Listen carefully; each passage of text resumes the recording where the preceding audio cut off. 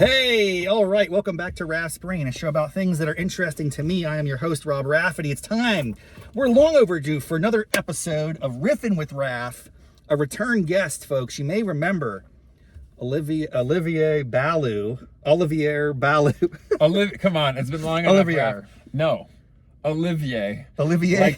Like Laurence Olivier. Oh, that's you never explained it that way to me. I will never forget it now. But I just know Olivier is a French Canadian by origin, now living in the DC area.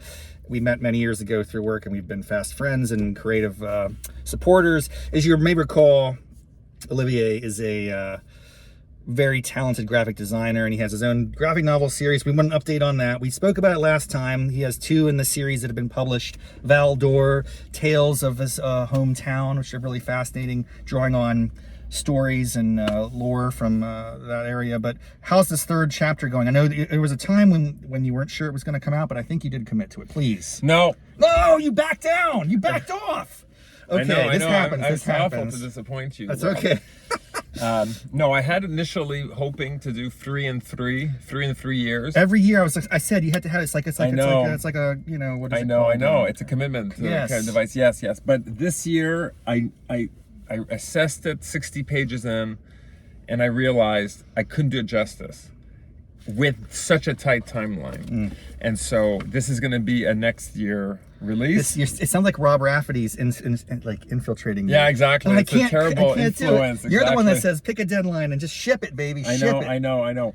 But this will have to be the exception. However, it is still in progress. It's not stalled in any way. And I was just last night, I was figuring out how does a good open pit mine look like in the kind of dramatic way that I like to draw my things. So, all right. Well, here's the thing. I respect your decision to, based on your local knowledge, you can make those choices as a creative person. I want to talk a little bit more about commitment devices here just for a little bit, but I totally respect it. Now you have to deliver when it comes out, though, because you've forestalled, yes. Right? Now there's going to be a demand that's pent up, and people are really going to, it raises the bar on their expectations. It will be, it's a more ambitious work. So it's the past ones, I've done them with a certain page length in mind, book, and then page count in mind, and then as well these distinct chapters that are sort of in lack of better words, it's like there was a little bit more standardized. This one is more ambitious. I'm telling these stories that overlap of all these characters over time, and so the problem is there's so many more things that can go wrong when you're telling that kind of complicated story, and so that's why I really need to get this right. All right, well, I respect it, and I'm excited, and we're going to be chomping at the bit, and assuming Raff's Brain still exists as a podcast, which I believe it will by the time this is released. Do you have any type of projected day? Is it next summer? Is it what you've thought about it? Yeah, it's good. It's going to be launched summer 2026. It's going to be launched then, but finished ahead of time. Now you might even have two. I think it's going to be a two-part. Am I crazy that you were going to tell these stories over the course of 2 separate books, or is it going to be all in one? 6 friends or 5 friends? How many? So the story is the 6 boys who were in my 6th grade class. It's so awesome. And basically it's divided into the 3 decades since. Wow. And so we're looking at these 3 boys, including myself. So it's the first time I sort of talk about myself in my work, and how do these 6 lives evolve. But because it's inspired by the 7-Up film series, right. Like I don't tell each story from beginning till end. Like I want people to sort of track decade by decade, because often there are big turnarounds that happen unexpectedly. You think one person's life is going one direction, but then you have some kind of pivot, and that's right. And these people, even though they're like just this random selection of people, they have quite dramatic lives and twists and turns and all that. It's very exciting. I can't wait. And I'll, of course, keep us updated, and we'll probably have another conversation well before the launch of that. But as it relates to shipping, you're a big fan of that, and that's where I fall short. I discuss this regularly on my podcast. I wish I could do better at hitting the mark, actually finishing a project and getting it out into the world, versus starting, stopping, stuttering, switching to the next shiny object. So what tactics or techniques do you use even if it was ineffective in this case. I'm just kidding. You have a real life and other commitments and obligations and a family, and so there are burdens and challenges. You can't accomplish everything. You're not a full-time artist. None of us are, and really very few people are anyway. So I'm not making fun of you. I'm saying you have a very good track record of getting things done. When we first met, you were working on the Storyline project. I'll drop a link in the show notes if that's still up and accessible. It's been now applied. Millions of Americans and internationally, everyone can access this. A really cool thing he created. That was our first thing. Then there was the dioramas that you produced. You had a show. I was like, man, this guy gets it done. You sort of inspired me in that way. I had that. You said you need to have a deadline and stick to it. I did the Fringe Festival in 2019. That was like the apex of my creative output in the past 5 or 6 years, probably. It's pretty disturbing. But anyway, what are some methods you use? Because since then you've done graphic novels, other projects. How do you actually get things through to completion? Okay, so I would say one is the deadline. Like there's no way around it. So even though, my first 2 books had these strict deadlines where I literally booked the launch like when I maybe only had half the book done, right? So that's a pretty big commitment. And then of course you start talking about it. So I have a little Facebook group. Yeah. So where I'll post updates, and then especially once I'll publicly state the launch date, then at that point, it will get me through all the pain of like, oh, I don't really want to keep working on this or something. Yeah, right. There's a saying, something like, there's nothing like a hanging to focus the mind. Yeah, right, exactly. But beyond that, it's still, I don't think would work if I only had that and then the rest was all done in a vacuum. So I'm part of this sort of online graphic novel community called the Sequential Artist Workshop, and I get a link and I'll put that in the show notes too. Yeah, so I lead a critique group every other week. So every other week we're a group of like 8 or so artists or illustrators, and people are expected to share their work in progress, and then people kind of do a critique, or they say what they like, what they don't like. So that means at least there you have this other group beyond the final audience that are at least aware of your project and are essentially implicitly expecting some kind of progress. So I would say a critique group, some kind of way that forces you to show it bit by bit without everything sort of being about only the final project. That's great advice. I'm going to adopt some of these tactics because I have many projects. Here's what I was thinking and how it dovetails with what you just told me. I have probably about 30 different crazy projects that I say are important to me, none of which I make progress on in any meaningful way.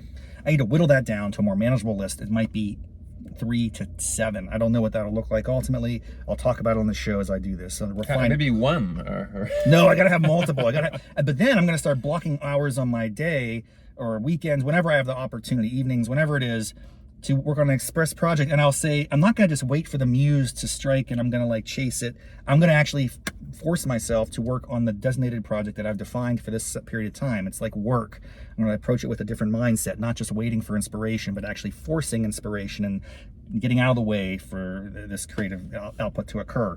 Now, so I'm going to do that on the podcast. I'll start articulating these projects. And then the things you mentioned are what's your forcing mechanism? I don't have a launch date for any of the things I'm talking about unless I did a one-man show, so that could be an interesting thing. That did work in the past. It did work. Yes. It did work in the past. So a forcing mechanism like that.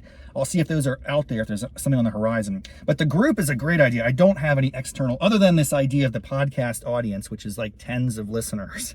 No one out there, by the way, has reached out to hold me accountable. Where's your thing? Where's this? You promised us something. That's not really the modus operandi for this platform. But I could try to ask you to do that. Listeners, if you're out there, when I articulate the projects I'm working on, maybe you can hold me accountable if I miss my production quotas. But then also finding a group. I haven't done that. I've not yet gotten into screenwriting groups or other things. And so that's a great tactic. I need to try that probably. Yeah. I know that for films, I know a guy was based out of Los Angeles, and he said for a long time, people who are aspiring filmmakers, there was this, I don't know if it still exists, but there was this monthly, it was like a short film contest or something where people would present work. Oh, and then, I don't know if you're familiar with this. I know, and Channel 101, baby. That's exactly what it is. Yes, it was so unbelievable. It was weekly. No, it was monthly. It was monthly. Yeah, you're right. That's you find your tribe, and you have a forced production outputs, and then you critique and learn. Yeah. Sorry, I didn't mean to just. But here's just before, I don't want to forget the third component that I use is that I also pay for a professional editor to do a certain number of sessions throughout the year. Wow. So I pay $100 an hour, and basically I'll send work in progress, and then we'll do a 1 hour. She lives like in Australia actually, but for 1 hour she will give me like quote unquote professional feedback on what I've submitted. Because so what happens often with creative projects is that it might be fun to do a first draft or to get something, but then once you start revising, that's where you sort of lose some of the fun, and then it can start to feel grueling as you're trying to figure out all these problems, and maybe you're too close to the project.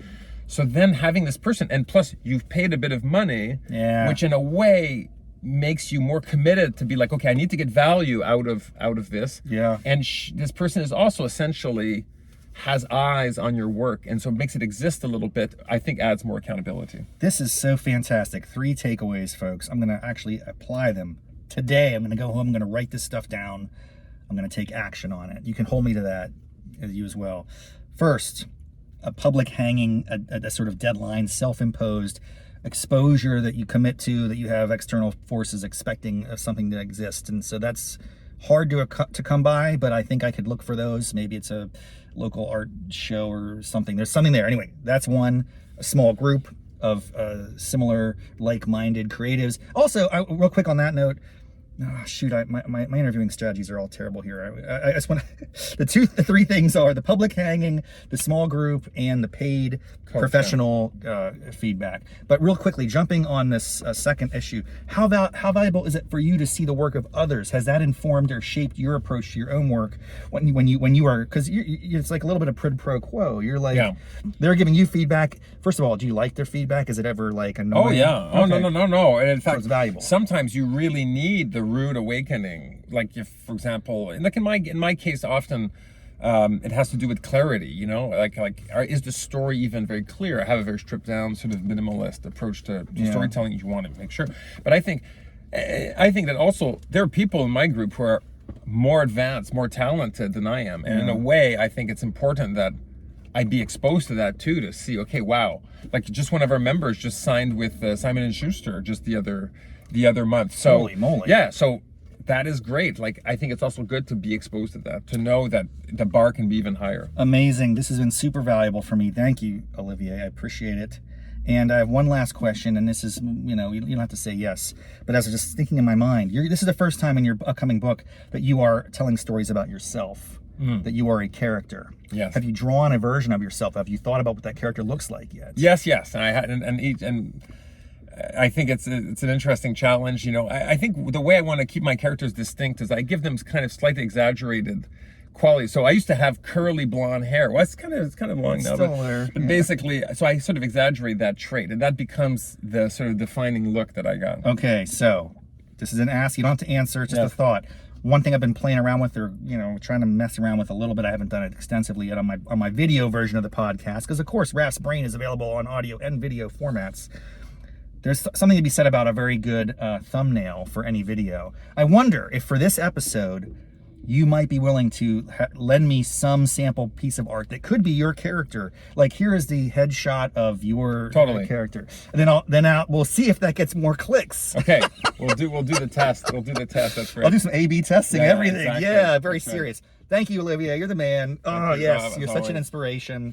Thanks everyone for tuning in. We'll see you next time on Raff's Brain. Take care. Bye bye.